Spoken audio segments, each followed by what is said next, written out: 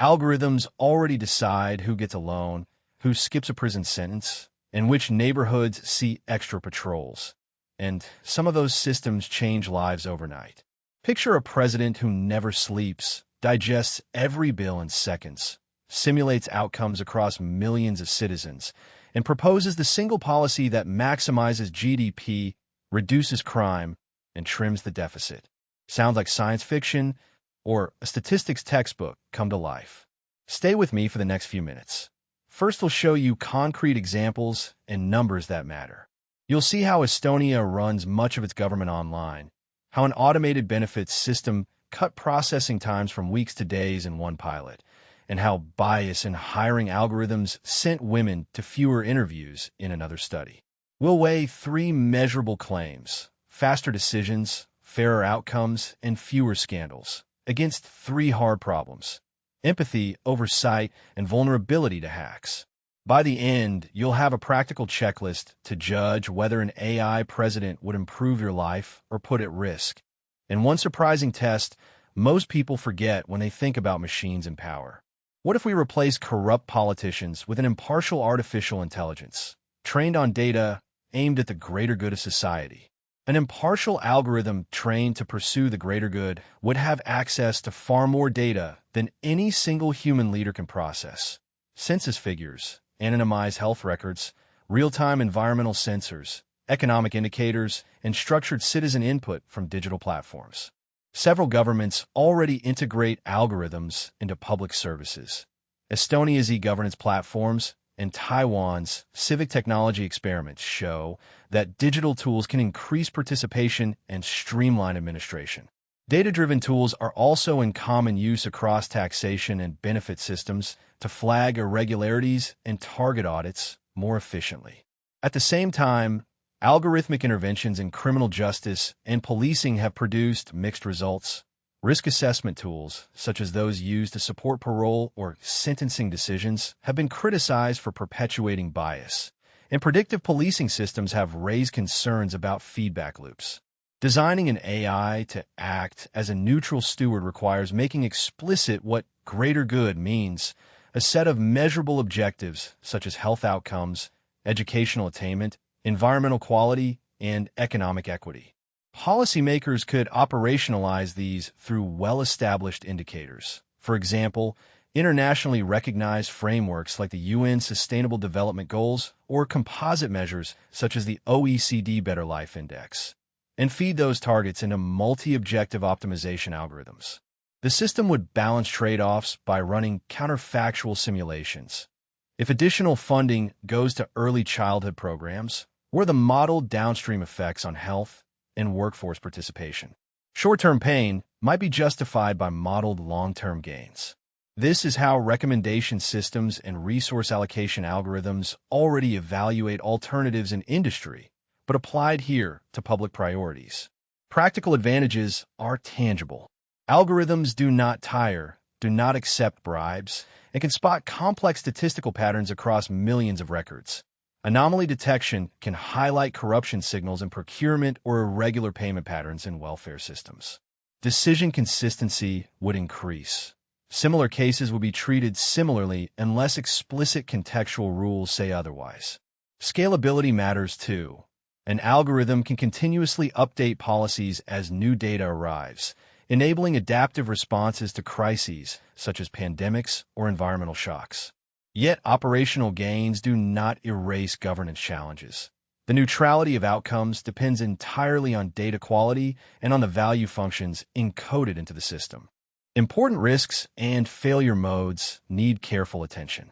If training data reflect historical discrimination, the AI can reproduce and amplify those biases, a documented critique of certain criminal justice algorithms. Powerful actors could attempt to manipulate input streams or gaming mechanisms to tilt outcomes to their advantage. Much as targeted psychographic messaging has been used to influence public opinion in recent political campaigns. Opacity is another hazard. Proprietary models that cannot be inspected make accountability difficult, and an accountability gap emerges when citizens cannot trace why a resource allocation or regulation was chosen. Technical vulnerabilities exist as well. Adversarial attacks and model drift can degrade performance over time unless proactive maintenance and monitoring are enforced.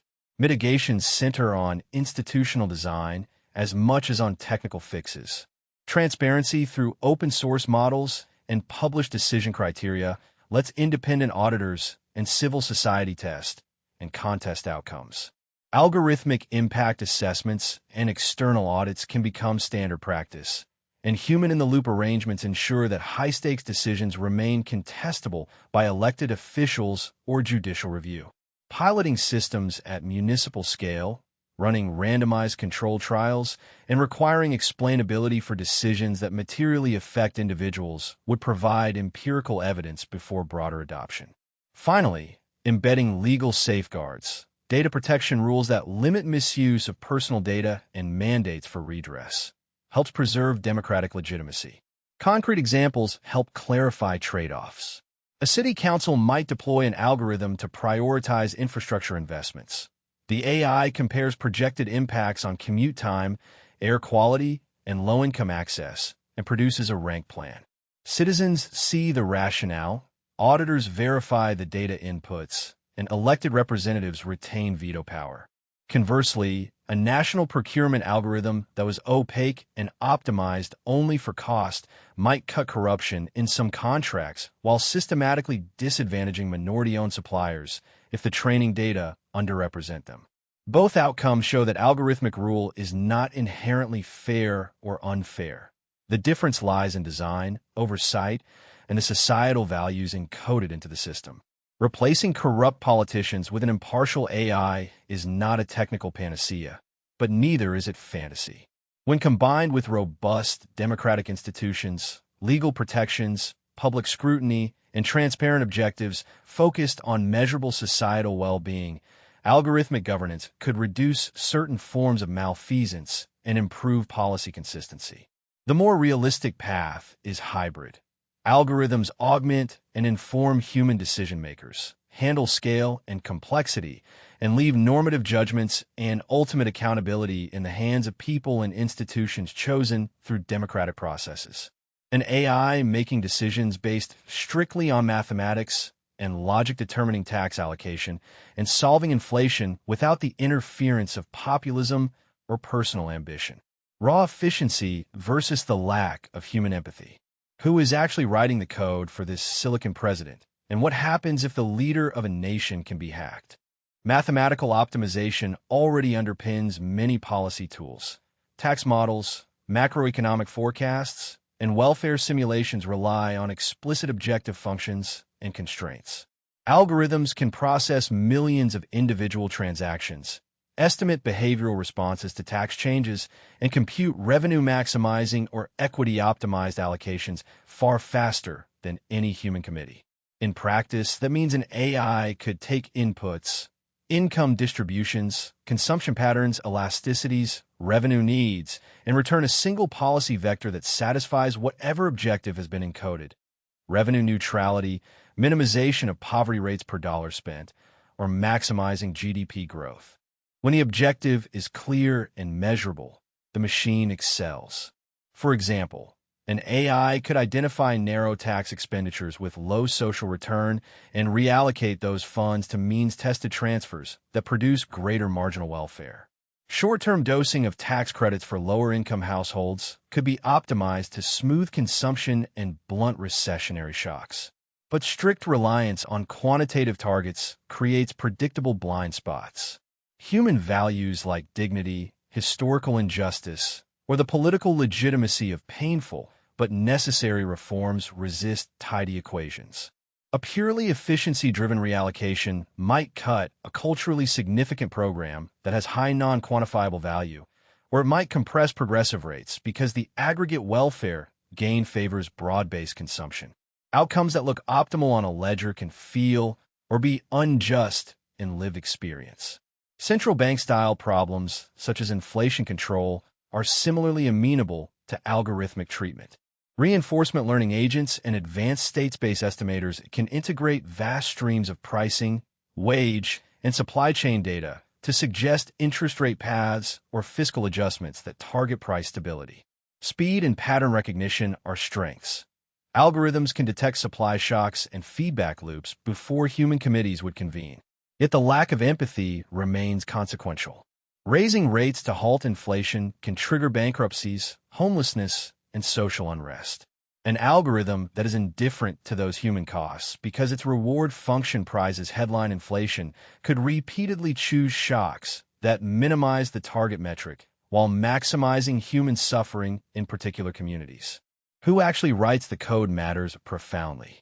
Teams of economists, software engineers, data scientists, and policy experts would be needed, but those teams are rarely neutral. Government agencies may commission code from private firms. Academic groups may prototype models.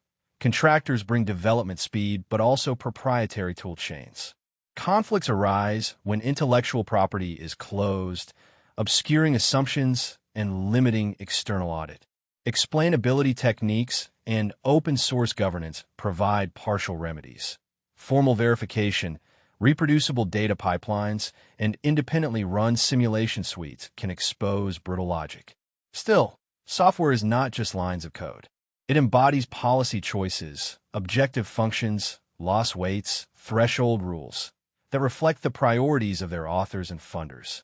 Security threats transform technical design choices into existential risks. Attacks can take the form of data poisoning, feeding skewed economic indicators to biased decisions, adversarial inputs that cause misclassification of risk, supply chain compromises that insert backdoors, or direct control breaches that alter policy outputs. If an automated executive can issue fiscal transfers, override spending, or direct monetary instruments, a successful hack could reroute funds, trigger destabilizing policy swings, or paralyze critical services. Beyond immediate damage, the mere plausibility of manipulation erodes public trust and makes stable governance harder to achieve. Practical defenses exist, but require structural changes. Multi-signature governance, where algorithmic recommendations require cryptographically signed approvals from multiple human authorities, reduces single-point compromise.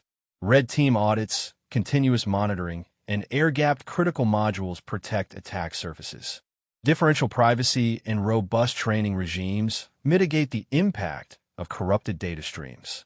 Most importantly, institutional design must preserve human veto and moral judgment. Humans should define utility functions, adjust penalty terms for social harms, and retain final authority over decisions that affect rights and livelihoods. Otherwise, efficiency becomes a brittle virtue. Ultimately, the comparison is not raw intelligence versus fallible flesh, but a question of who encodes values into a system and how resilient that encoding is to error and attack. Algorithms can raise the technical bar for policy optimization, cutting waste and improving response times. They cannot, on their own, weigh grief against GDP or decide when a technical optimum should bow to social cohesion. If a silicon president is ever built, the composition of its engineering team, the transparency of its code, and the robustness of its governance and security frameworks will determine whether it enhances democracy or undermines it. So what do we learn? Algorithms can crunch millions of data points in minutes, spot patterns humans miss, and run consistent, round-the-clock processes that cut waste and speed up services. Think smart traffic systems that have trimmed commute times by up to a quarter in some cities, or budget optimization tools that find reallocations a human team might overlook. But raw computational power doesn't buy wisdom. Humans bring moral judgment, empathy, context, and the political accountability that keeps leaders answerable when things go wrong.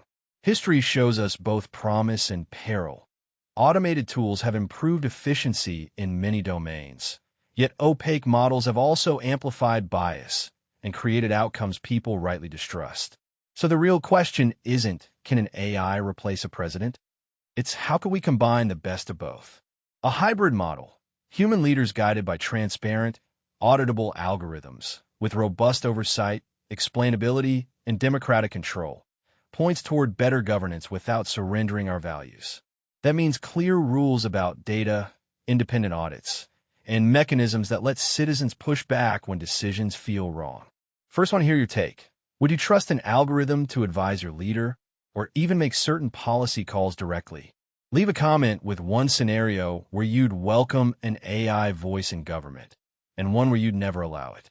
If you enjoyed this deep dive, like and subscribe. Next week, we'll simulate an AI president's first 100 days and test how machine reasoning handles crises, trade-offs, and public outrage. Join the conversation. The future of democracy might depend on how we decide together.